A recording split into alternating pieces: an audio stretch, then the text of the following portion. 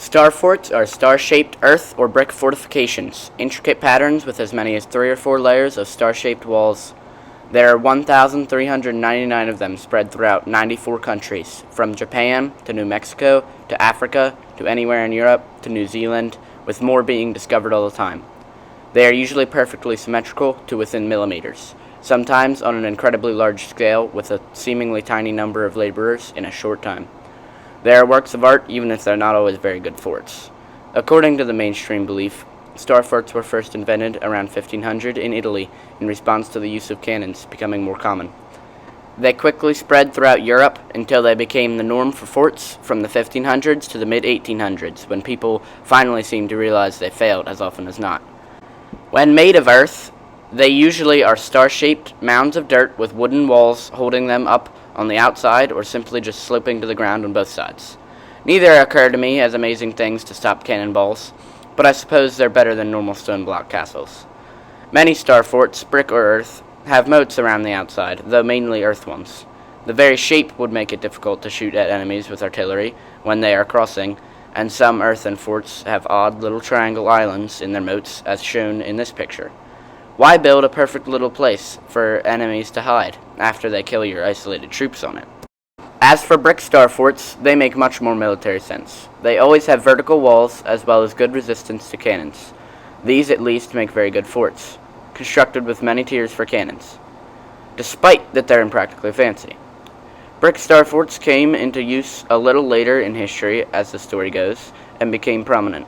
Then, around the later 1800s, they dropped out of use. This is Fort Jefferson in Dry Tortugas, in the Florida Keys. Yes, it is a star fort. I should like to ask one question to begin.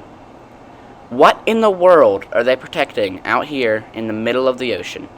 The mainstream answer is that it offered a place for ships to shelter from storms and restock on supplies. But why wouldn't they just sail the extra few dozen miles to Key West, the nearest town? Now let's get down to the details. In 1824, U.S. Navy Commodore David Porter inspected Dry Tortugas and declared it unfit for a fort. Later, they decided it in fact was suitable, and construction began in 1846, undertaken by 200 Irish immigrants, heavy laborers, carpenters, career masons, general laborers, and slaves under the supervision of Second Lieutenant Horatio Wright. The fort's design is attributed to Lieutenant Montgomery C. Meigs. Construction ceased in 1861, and it was left unfinished. It stands as the largest brick masonry structure in the Americas, covering 16 acres and built with over 16 million bricks.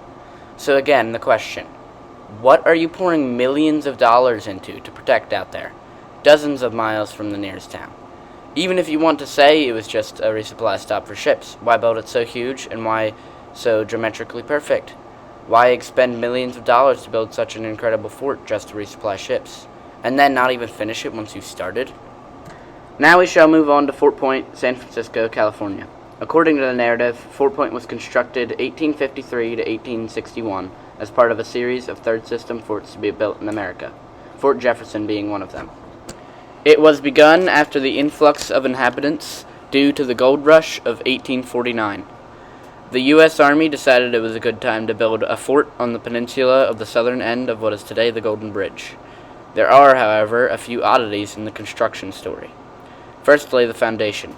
The foundation is granite, approximately 13,860 tons of it, actually. The narrative tells us that this granite came from China. Yeah, China. Now let's look at some of the calculations to show just how ludicrous this is. The usual practical capacity of a mid-sized cargo ship of the era was about 400 tons. So that means you would need 35 ships or 35 trips to transport that much granite. This is without losing a single ship to storms or piracy or any of the other million dangers mariners of the time faced. They also had to take this 13,860 tons of granite over a full 5,802 miles of ocean, which would have taken 40 to 50 days if all went perfectly and they didn't have to make any stops. But why in the world would they not get the granite from the quarry only 150 miles away in Raymond, California? All in all, this account seems infeasible and impractical. Now let's consider the brickwork and the laborers.